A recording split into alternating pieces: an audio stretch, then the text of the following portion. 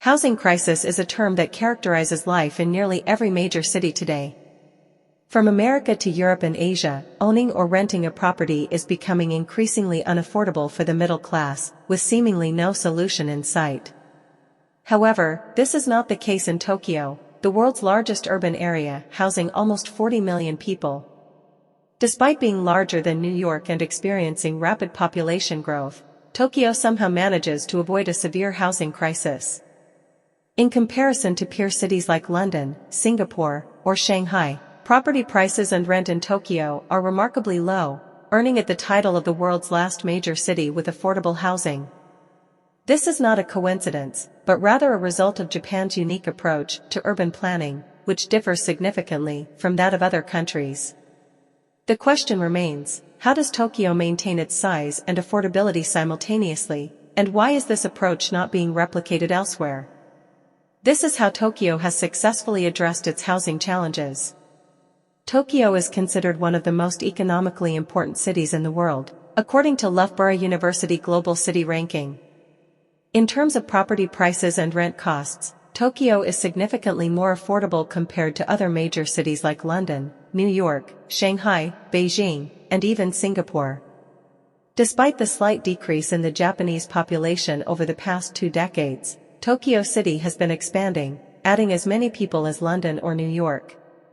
The key to Tokyo's affordability lies in its approach to urban planning and architecture, which involves building a substantial amount of housing. This sets Tokyo apart from many other major cities that have struggled to fulfill similar promises.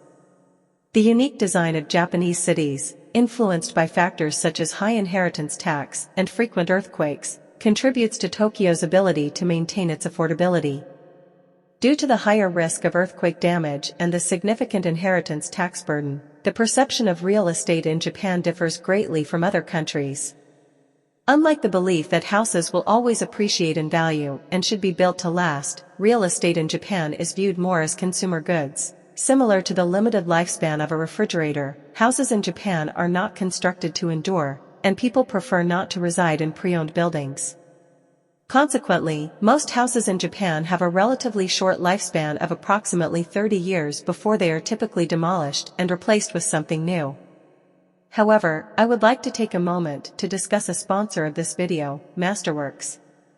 As demonstrated by Japan's stagnant stock and housing markets over the past few decades, no investment guarantees definite results.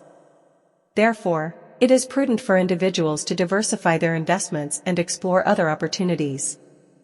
One particular asset class that has shown promising results is fine art. The global art market has surpassed its pre-pandemic levels, and 77% of high net worth collectors are optimistic about its performance. Masterworks offers a way to enter this market without the need to spend millions on purchasing art personally. To date, Masterworks has acquired over 300 paintings and successfully made 16 exits, providing returns to its investors. Although I have yet to begin investing with Masterworks myself, it currently boasts over 800,000 users and manages nearly $1 billion in assets. If you are interested, please click the link in the description to learn more. Now, let's return to the video. In Tokyo, less than 1% of houses are older than 1951, and the housing market continuously demolishes old buildings and constructs new ones. This makes the housing market highly adaptable and responsive to the current demand. Each neighborhood undergoes constant transformations. If there is a greater demand for housing than before, it is easy to demolish a few single-story houses and replace them with larger structures. And if the demand decreases, downsizing is also feasible. However, this level of flexibility is not easily achievable elsewhere, which brings us to the second factor, regulation, or rather, the absence of it.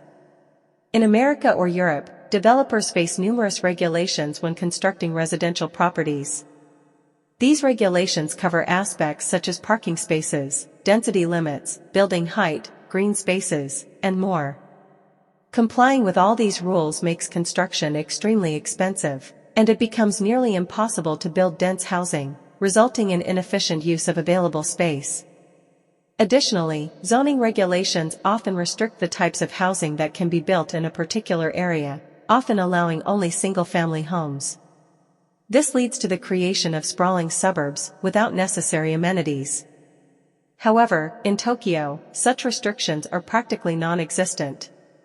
Japanese zoning laws promote mixed-use zones, allowing different types of housing to coexist in the same neighborhood. Buildings can vary in shape, height, and size, and can be located right next to each other. This level of diversity would never be permitted in most places across America or Europe. Furthermore, there are minimal regulations regarding the density of these neighborhoods, required parking spaces, or the appearance of the buildings. This is why Tokyo is filled with houses that have unique designs.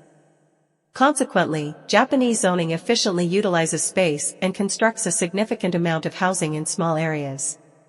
Version 1. In contrast to many developed countries, Tokyo and most cities in Japan do not have NIMBYs, individuals who actively oppose local development and advocate for stringent housing regulations.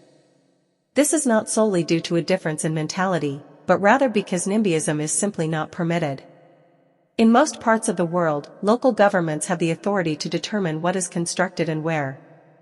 As their responsibility is to safeguard the interests of local residents, they often impede any new development that the community is generally dissatisfied with.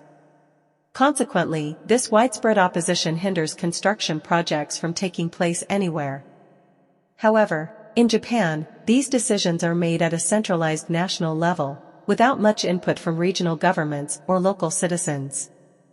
This approach allows for a broader perspective and ensures that sufficient housing is provided for everyone, rather than prioritizing the interests of a specific area.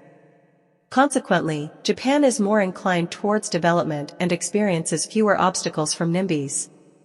Nevertheless, there are drawbacks to this system, such as the limited availability of green spaces due to higher population density, which is particularly evident in Tokyo, compared to other major cities. 1. It is a fact that urban development is an ongoing process that individuals have to accept, even if they have limited influence over what is constructed in their vicinity.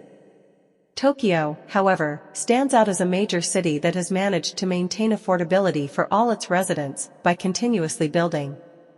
This demonstrates that housing crises are not inevitable and can be resolved by increasing construction. Despite this success, many cities worldwide have not followed Tokyo's example, possibly due to certain unique factors that may not be replicable elsewhere. Europe, for instance, is unlikely to demolish historic structures to make way for new developments. Nevertheless, the strategies employed in Japan to boost housing construction and affordability could be adapted in various other locations. The reluctance to do so in most developed nations may not stem from an inability to implement these methods, but rather from differing attitudes towards real estate.